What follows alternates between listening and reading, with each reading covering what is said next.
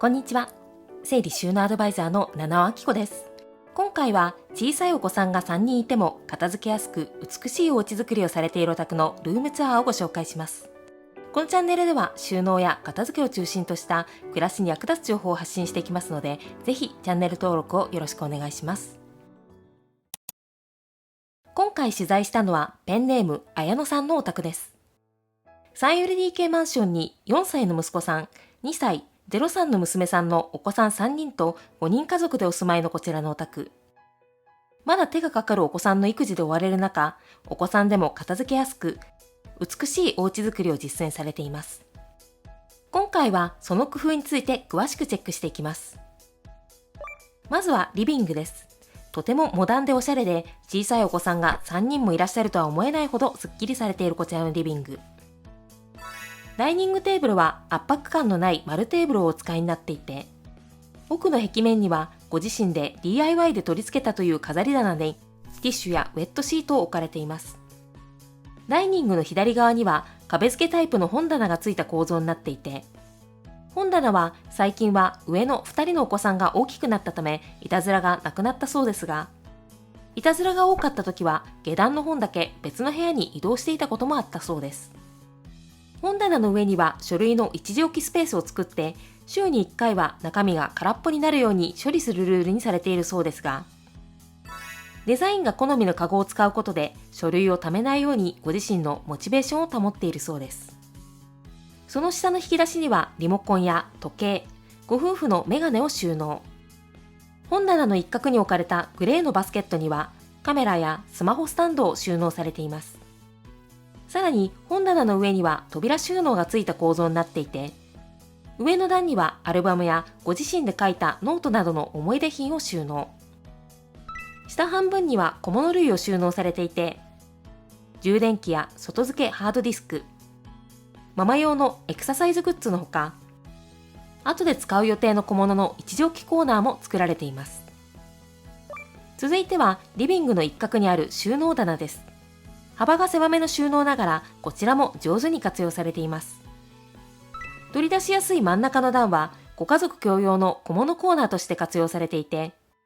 ニトリの9マスの引き出しには、裁縫道具やクリップ、テープ類、穴開けパンチやフックなどのほか、小銭や電池、付箋などの小物を収納。その下の白い引き出しは、ケースで仕切ってペンやハサミ、爪切りなどを収納されているほか、一番下の少し深めの引き出しにはウェットシートやポケットティッシュなどを収納されています。引き出しの右側は書類収納スペースにされていて、お子さんごとのプリントや病院用のセットを分かりやすく収納されているほか、無印良品のアクリルスタンドを活用してファイルボックスの下のスペースも有効活用。スタンドの下には100円ショップのケースを置いて、ケーブル類や粘着フックなどを収納されています。その上の段はご夫婦のバッグの収納スペースにされていて、タワーのバッグスタンドを使って取り出しやすく収納されています。また、吊り下げラックも活用してトートバッグもすっきり収納されていました。なお、一番下の段には掃除機を収納されていましたが、その横のスペースにボックスを置いてフリマアプリで使う梱包資材も収納されています。さらに扉裏もフル活用。扉に吊るせるフックには抱っこ紐をさっと取り出せるように収納されていたり、その下のスペースには粘着フックをつけてカーペットクリーナーも収納されていました。続いてはリビング横にある子供部屋としてお使いの洋室3です。まずはおもちゃ収納からチェックしていきます。左側のおもちゃラックは溢れない量におもちゃの量を調節しつつ、さらにお子さんでも戻しやすいようにそれぞれのボックスのところのバーにしっかりラベリングされています。ラック上段はここにも無印良品のアクリルスタンドを使ってスペースを有効活用。その横のスタンドには100均のケースを使ってレゴのおもちゃを収納したり、パズルをジッパー付きケースに入れて収納されています。こちらはおもちゃラックの右側にある絵本ラックです。ここには絵本以外に工作の材料も収納されていたり、お子さんそれぞれの工作の作品を入れるボックスも置かれていて、お兄ちゃんは作品をできるだけ取っておきたいタイプだそうで、ボックスはパンパンになりがちとのことでした。その横の引き出しには工作グッズを収納されていて、上の3段にはシールやハサミ、糊などの材料のほか粘土を収納されていて、その下の3段にはクレヨンやカード類、絵の具をお子さんでも分かりやすく収納されています。ちなみにお片付けは毎日寝る前にするルールにされているそう。アレクサに5分タイマーをかけてもらって、短い時間で一気に終わらせるようにしているそうです。続いて子供部屋の手前側にあるワゴンです。こちらはお子さんの幼稚園の身支度コーナーとしてお使いになっていて、今はお兄ちゃん1人分ですが、2番目のお子さんが入園したら2人共用として使う予定だそうです。一番下の段は体操着や巾着袋、幼稚園の制服などを収納。2段目は給食セットやループタオル、マスクのストックを収納されていて、一番上の段はティッシュやハンカチ、日焼け止めなどを収納しているほか、空いている右側のスペースには普段はカゴを置いているそうで、幼稚園から帰ってきたらお子さんはそのカゴに水筒や使った食器を入れて、それをキッチンに持ってきてもらうルーティンにしているそう。そしてママは洗い終わったものをキッチンの引き出しに戻すことにしているため、お子さんは身支度をするときにそこからまた持っていくという流れにしているそうです。ちなみに帰宅後はお片付けを終わらせたらテレビを見て OK というルールにすることで、毎日ちゃんと自分で支度ができるよう習慣づけをしているそうです。さらにワゴンの側面にはすぐ使う円頼りも収納されていたり、他にも名札を入れるケースや円バッグをかけるフック、ティッシュやゴミ箱もセットされていて、これだけで身支度が全部完結できる仕組みを作られていました。続いては子供部屋クローゼットです。こちらのクローゼットにご家族5人分の普段着る洋服を収納されています。ハンガーバーにはご主人の仕事着とママの普段着を収納。ハンガーバーの左側下段には紐で突っ張り棒を吊るして、お子さんでも届く高さに上のお子さん2人のトップスを収納。こちらのスペースは扉の裏側で暗いため、扉裏に人感センサーライトを設置されていて、上のお子さんたちはそれぞれここから自分で服を選ぶようにされているそう。ちなみに衣装ケースの上には2つボックスがあり、右側は大人のまた着る服の一時置きボックスにされているそうですが、左側はお子さんが服を取った後にハンガーを入れるボックスとしてお使いになっているそう。この位置ならお子さんでもすぐに戻せて便利ですね。衣装ケースは下段に一番下の赤ちゃんの洋服を収納。そして上段に上のお子さん2人分のボトムスと靴下を収納されています。衣装ケースの左側の床にはお尻拭きやティッシュのストックも収納。クローゼットの枕棚には紙袋やおむつのストックのほか、IKEA のボックスを2つ置かれていて、このボックスには2軍のおもちゃやパズル、粘土、お絵かき帳のストックを収納しているそうです。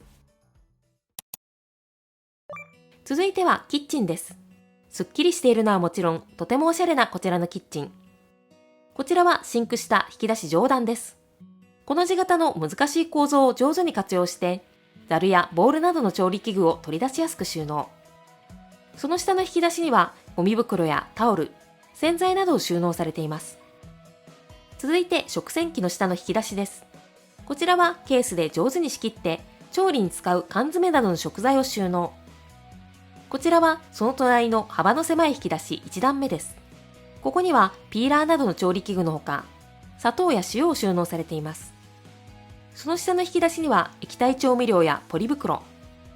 さらに一番下の段はレトルトや麺類などの食品を収納されていました。続いてコンロ下引き出し上段です。ここにはフライパンやお鍋、お玉などのキッチンツールをスタンドに立てて取り出しやすく収納されています。そしてその下の引き出しにはお米や乾麺、お餅を収納されているほか、グリルの左側の小さい引き出しは動線的にダイニングから近いため、ダイニングで使うコースターやイヤホン、ペンなども収納されていました。続いてシンク、コンロ側の釣り戸棚です。一番右側にはレシピ本などを収納。真ん中の棚にはカセットコンロ、水筒などを収納されているほか、左側の棚にはキッチンペーパーやラップ類を収納されていました。続いてキッチンの背面収納です。カウンターの上にはレンジや炊飯器、ホットクックなどのキッチン家電を置かれています。こちらは引き出しの右側1段目です。ここにはカトラリー類をケースですっきり仕切って収納されています。続いて引き出しの左側1段目です。ここにはマグカップや保存容器を収納されていて、